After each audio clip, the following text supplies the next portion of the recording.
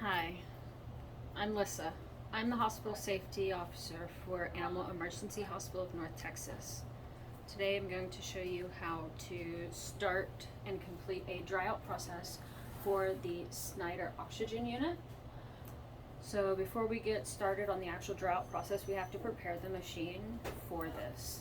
So what this entails is we're going to make sure the main door is propped slightly open so air can circulate. We're going to open the B door, taking it off so we can access the B compartment. We're going to remove our soda lime tray, and we're going to discard the soda lime into the trash.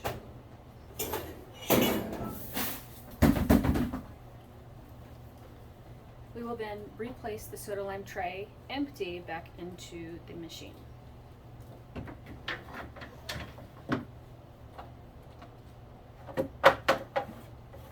Next, we are going to remove the drip tray, making sure that it is dry and there's no debris.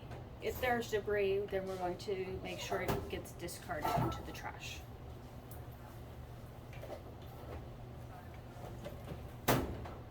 Before replacing the drip tray back into the unit, we're going to check the evaporator coil for any excessive moisture.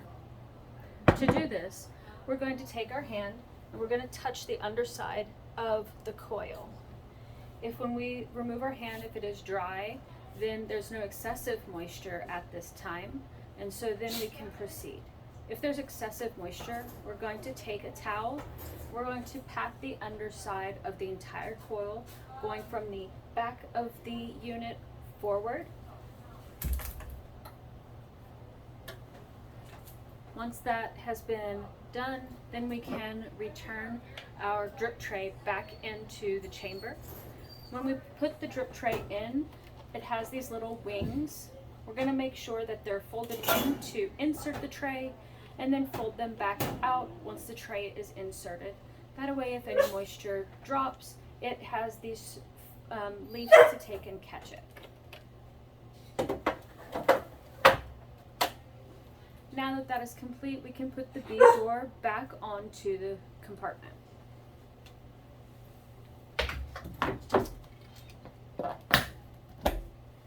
We want to make sure that it's nice and secure and it's not loose. That way it's actively creating a seal. Then we're going to turn the entire unit on. It's going to start up, it's going to make some sounds and change, and then it will turn on. Once at the main screen, we're going to set the temperature to 80 degrees. We're going to touch the main chamber screen, touch where it says chamber temperature set point. We're going to enter 80 and then select enter.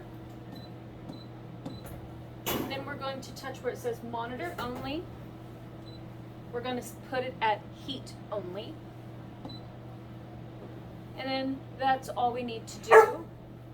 This process runs from anywhere from 2 hours to 12 hours, depending on how much moisture has developed and built up in the system. This is determined just by coming and checking the main screen for the humidity level. Generally, humidity level, once it reaches the 45 mark, give or take a little bit, then that's generally the hospital's humidity level, and then it can be considered as complete. And then just to end the dry out process, we just turn the unit off and then close the doors. And then that would complete a dry out process. Once it is needing done, it should be done anytime that there is excessive moisture buildup in the drip tray and the coils. This happens a lot, especially after excessive use from a patient that has been in the unit for extended periods of time. Thank you, and I hope this helps explain the dry out process of the Snyder Oxygen Intensive Care Unit.